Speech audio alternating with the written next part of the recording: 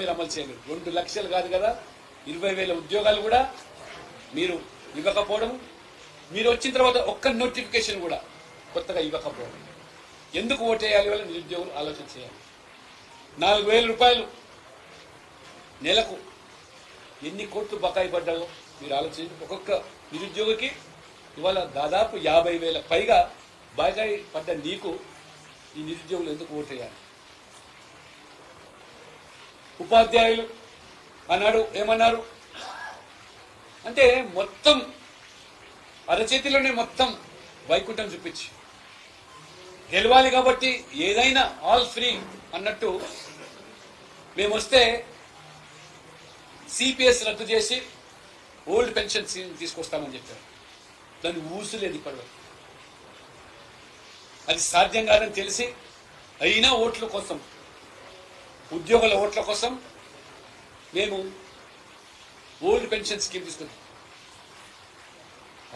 హిమాచల్లో చెప్పారు, నమ్ము అక్కడ సర్వీస్లో ఉండేటువంటి ఓటర్స్ అందరూ కూడా ఓపీఎస్ వస్తుందని చెప్పి ఓటేసి గెలిపిస్తే ఇప్పటి దిక్కు లేదు. ఇక్కడ రేవంత్ రెడ్డి నువ్వు ఉద్యోగులను ఈ రకంగా మోసం చేసి డిఏలు దాదాపు ప్రతి 6 మాసాలకు డిఏ వాళ్ళకు పెంచాల్సింది.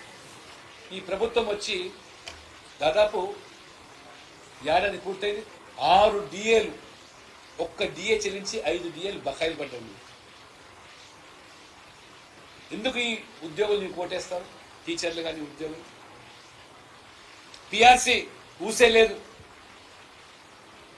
ఉద్యోగ సంఘాలు సమర్పించినాయి పిఆర్సీ అని, ఇంతవరకు ఆ యొక్క పిఆర్సీ ప్రస్తావన లేదు. అదే మోదీ గారి ప్రభుత్వం 8th పే రివిజన్ కమిటీ వేసి కేంద్ర ప్రభుత్వ ఉద్యోగులకు ఏ రకంగా బాధ్యతగా నిలబడ్డారో, కేంద్ర ప్రభుత్వ ఉద్యోగాలు మొన్న ఢిల్లీలో జరిగిన ఎన్నికల్లో మోదీయే మాకు న్యాయం చేసి నిలబడ్డారు. అదే రకంగా కేంద్ర ప్రభుత్వ ఉద్యోగులకు డిఏలు వరుస క్రమంగా వాళ్లకు పెంచుతూ ఏ రకంగా ఆదుకుంటున్నారో కేంద్ర ప్రభుత్వ ఉద్యోగులు.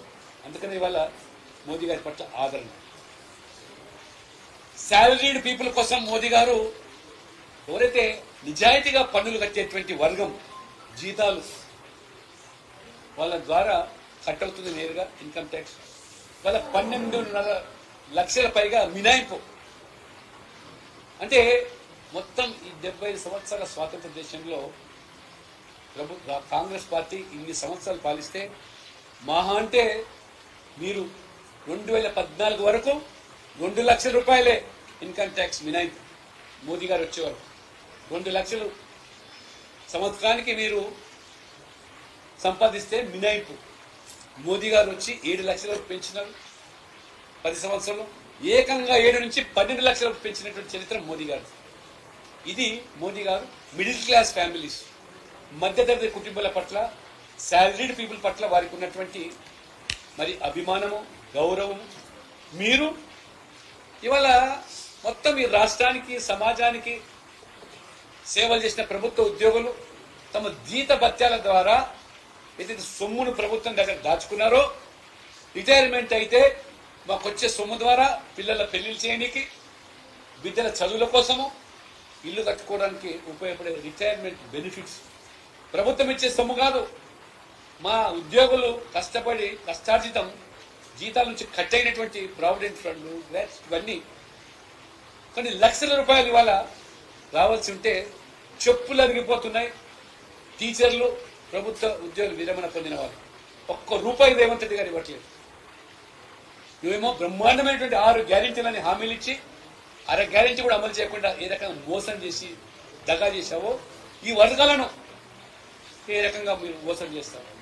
మొన్న నేను కామారెడ్డికి వెళ్తే ఒక టీచర్, సార్ నేను రిటైర్ అయినా రావాల్సిన జీత భత్యాలు, బెనిఫిట్స్, ప్రావిడెంట్ ఫండ్, గ్రాట్యుటీ ఇవ్వకపోతే తిరిగి బేజారైపోయి ఎమ్మెల్యేలు దిక్కులేరు, ఎమ్మెల్యేలు చెప్తే పట్టించిన పాపన లేరు, మంత్రులైతే మరి వాళ్ళు నేరుగా కమిషన్ల గురించి మాట్లాడుతున్నారు. కాబట్టి నేను కోర్టుకి వెళ్ళి కోర్టు ద్వారా నేను తీర్పు పొంది నా బకాయిలు తీసుకున్నాను సార్. ఇట్లా బకాయిలు చెల్లించకుండా ఉంటే 33 మంది వాళ్ళు ఆ భారం, ఆర్థిక భారం తట్టి ఆత్మహత్య చేసుకున్నట్టు. ఇప్పుడు అనేక మంది టీచర్లు కోర్టును ఆశ్రయిస్తున్నారు. అంటే ఇవాళ రేవంత్ రెడ్డి గారు ఇవాళ కోర్టు ద్వారా మొట్టికాయలు ఇస్తే గానీ ఈ ప్రభుత్వం చలించదనే పరిస్థితి.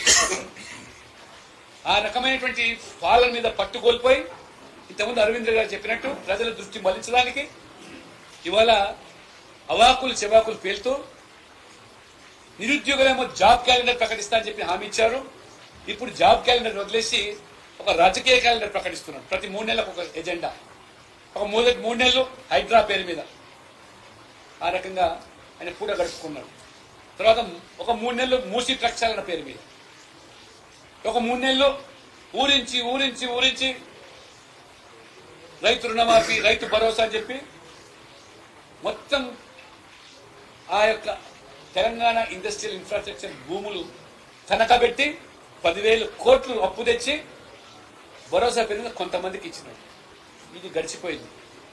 ఇప్పుడు మళ్ళీ కొత్తగా కులగణన తెర మీద తీసుకొచ్చి కులాల మధ్యలో పంచాయతీ పెట్టి నువ్వు ఎక్కువ నేను తక్కువ అని మొత్తమే ఇవాళ బీసీలకు 51% ఉన్నదాన్ని 46% చూపించి మీ ఓట్ల కోసం, ఓట్ల కక్కుర్తి కోసం ఇవాళ ఈ రాష్ట్రంలో 12% మైనార్టీలు ఉంటే 10% బీసీలని కొత్తగా ముస్లిం బీసీలని తెర మీద తీసుకొచ్చి డాక్టర్ బాబాసాహెబ్ అంబేద్కర్ రాజ్యాంగంలో మతపరమైన రిజర్వేషన్ తావు లేదని, మైనార్టీలకు మీరు రాయితీలు ఇవ్వాలంటే మైనార్టీ కార్పొరేషన్లు, మైనార్టీ కమిషన్ల ద్వారా రాయితీలు ఇచ్చుకోండి, వాళ్ళకి ఆర్థిక సాయం చేయండి, ఉపాధి కల్పించండి అని చెప్పారు. కానీ రిజర్వేషన్ చెల్లవని చెప్పారు.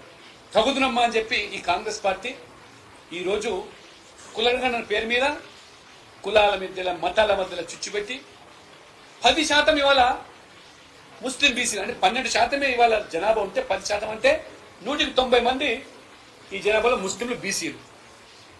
అన్నాడు రాహుల్ గాంధీ వచ్చి ఈ కులగణన తెలంగాణ రోల్ మోడల్ దేశానికి అన్నాడు. రోల్ మోడల్ అంటే చాలా సైంటిఫిక్ గా ఇంటింటికి తిరిగి కులాల వారీగా గణాంకాలు సేకరించి వాళ్ళ ఆర్థిక స్థితిగతులు, సామాజిక వెనుకబాటుతనాన్ని పరిగణలో తీసుకొని ఆ రకంగా గణాంక వివరాలు వాళ్ళు ప్రకటిస్తారంటే కేవలం ఇవాళ ముస్లింల కోసం మాత్రమే ఈ కులగణన చేపట్టి రాహుల్ గాంధీ చెప్పాడు రోల్ మోడల్. అంటే దేశమంతా కూడా ఇదే విధంగా ముస్లింలందరినీ కూడా బీసీలో చేర్పించి బీసీలో పొట్టగొట్టడమే మీ రోల్ మోడలా?